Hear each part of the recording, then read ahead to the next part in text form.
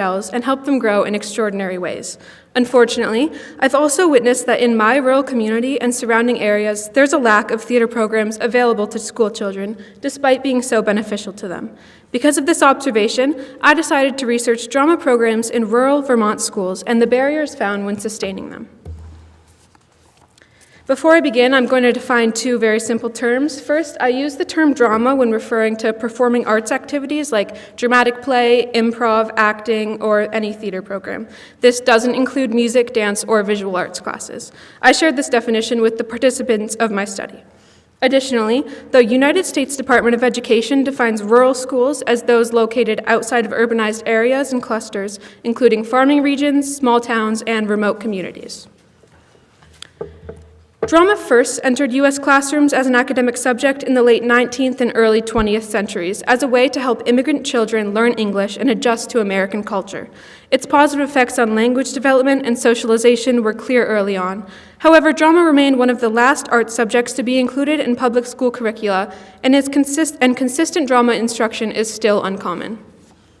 Despite this, the research surrounding drama in schools is consistent. Drama supports children's academic learning, emotional well-being, social development, and confidence. Unfortunately, even with the evidence of the benefits of drama, opportunities for students to experience drama are limited, and these opportunities are most drastically affected within rural schools. This issue could especially be visible in places like the Northeast Kingdom in Vermont, which is classified as the most impoverished and ruralist area in Vermont.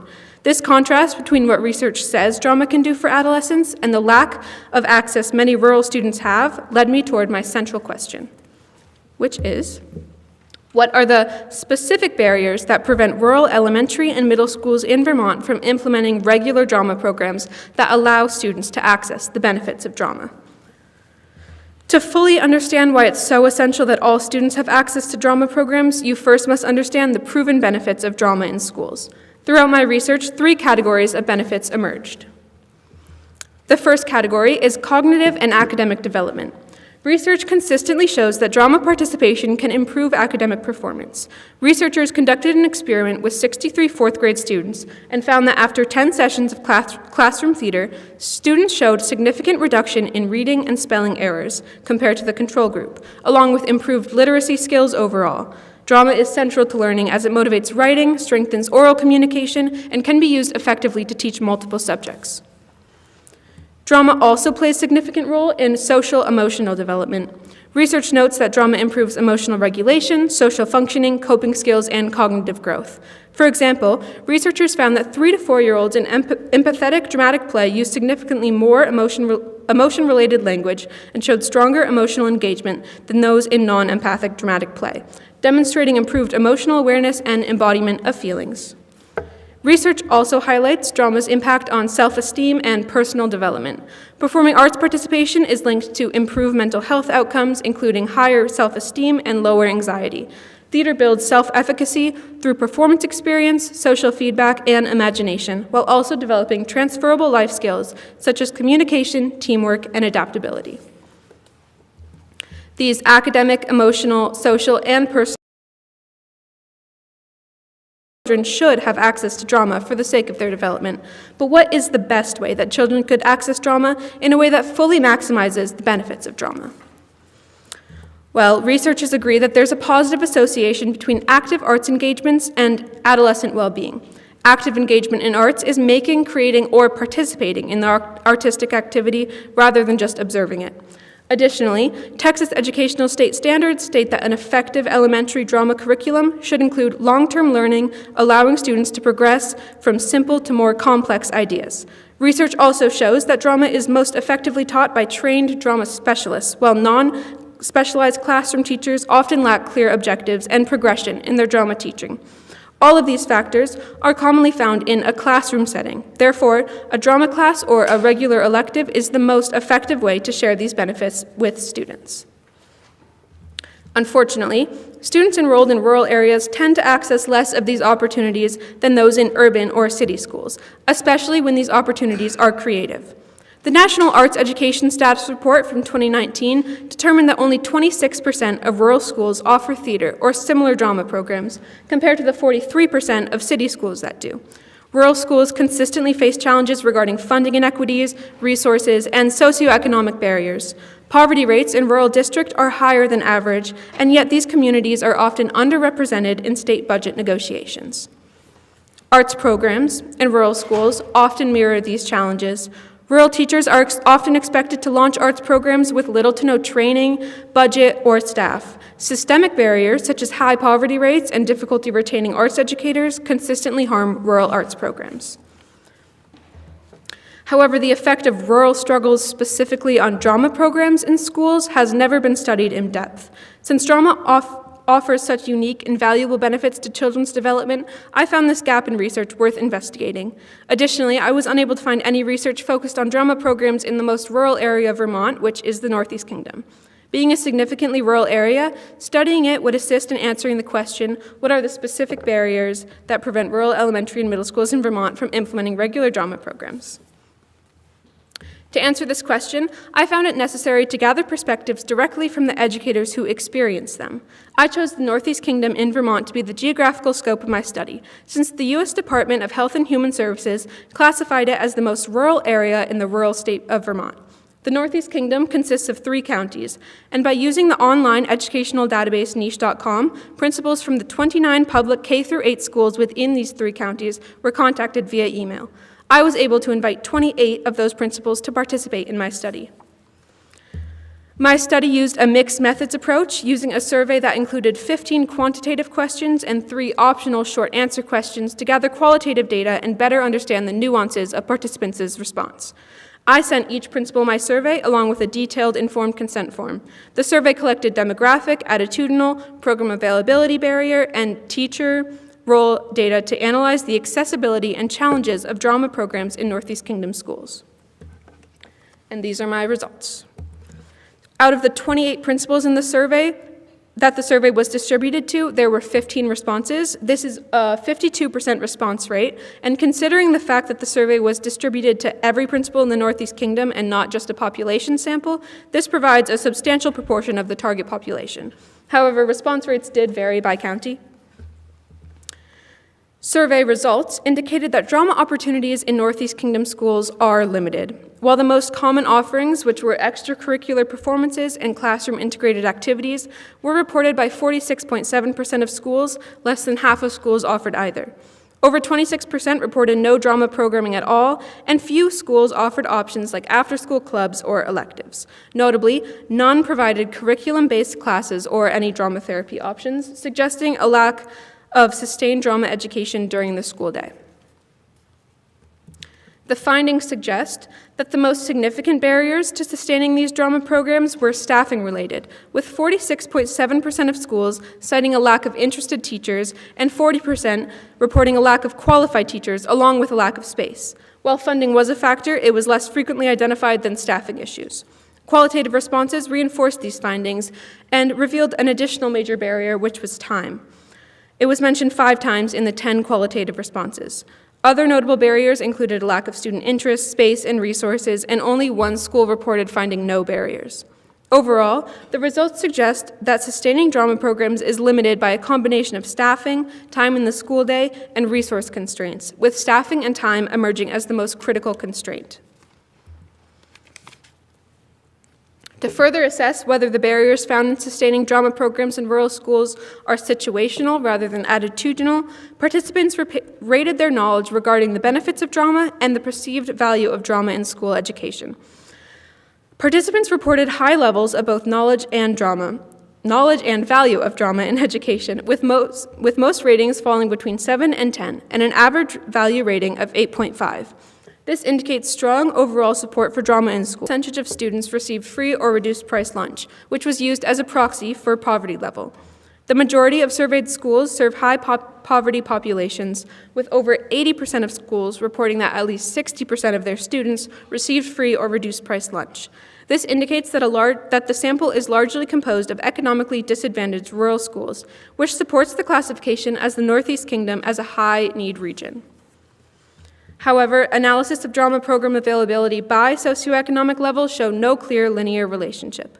While schools in the highest poverty bracket did offer the fewest amount of programs on average, the second highest group reported the highest number of programs, contradicting the expected linear trend. This inconsistency may be due to the small sample size.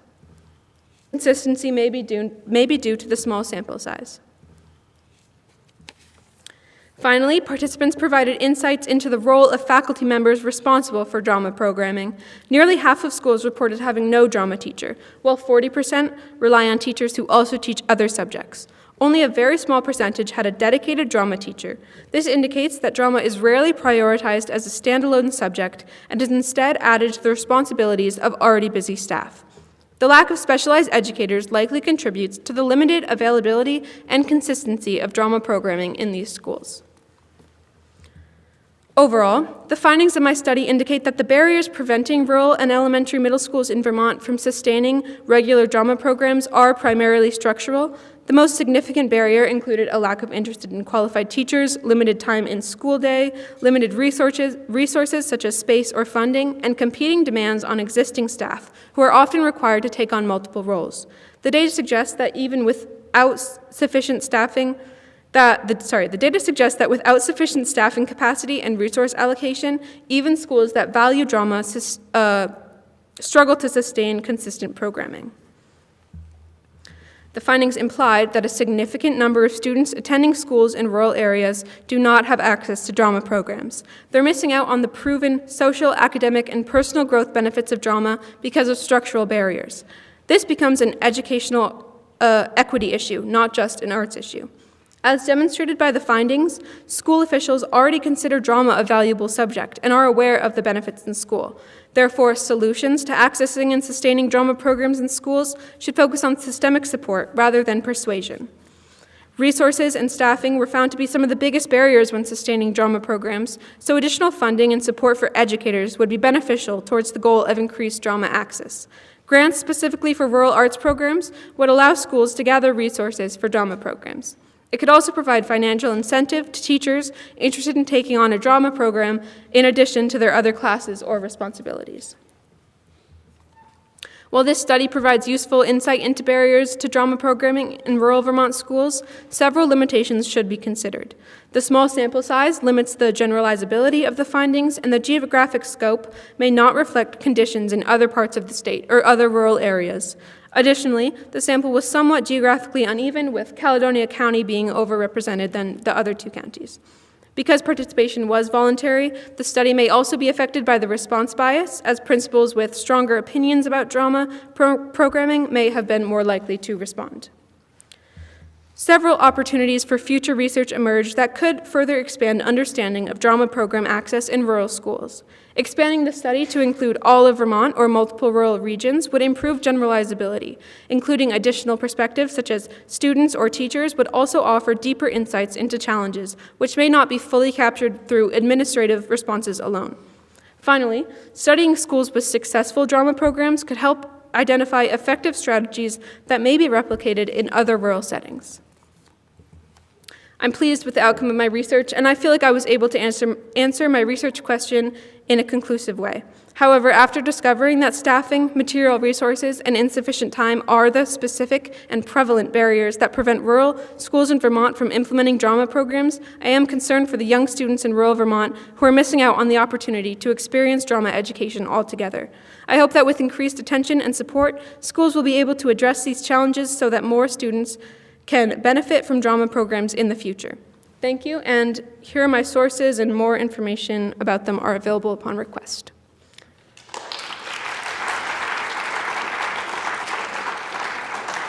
Are there any questions?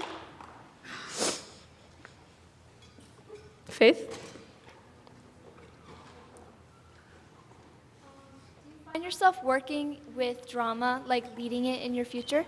Yeah, I'm going to be studying drama next year, and I'm definitely interested in implementing drama into more communities, like with younger children and stuff like that. Yeah.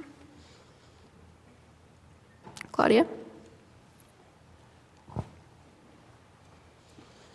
You mentioned that you work with younger drama students over the summer and stuff. Have you seen through all of the summers that you've been there, have you seen a noticeable growth in the students' confidence level or something about it that has been caused by their participation in drama? Yeah, definitely.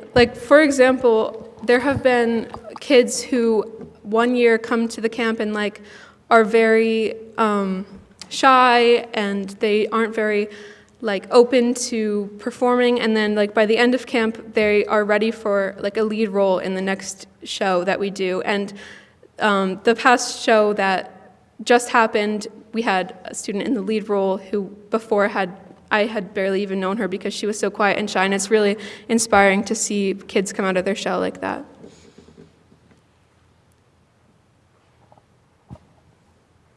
What part of, you mentioned that drama helped you personally. What part of drama gives you the best or the best feeling, and what's your favorite part? Why has it helped you?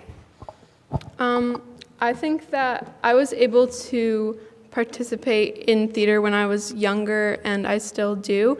And I think that it's really beneficial for just being more confident talking in public spaces and in social situations, I think. And it also helps you find a good, strong community, supportive community.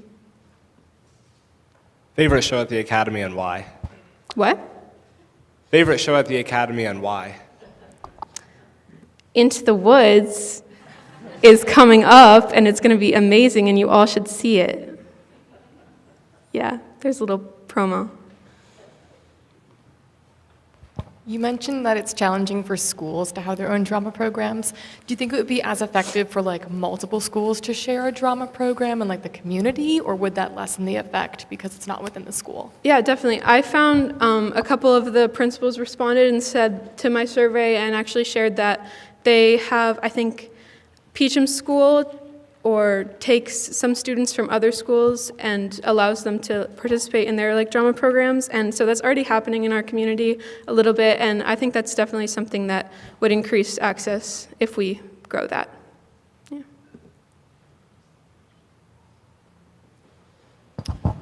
So Lennon, I know you have a lot more data than this, so I'm interested in your interaction with the principals in terms of the number one barrier you found was staffing. Yeah. Did you pry into that a little bit in terms of do they have the funding to hire drama people, or was it just they can't find them? Or? Well, it's hard because it's kind of rare to go to, when you're beginning to study something, to know that you're going to go into drama education. Mostly it's people going into performance and then they find themselves in drama education.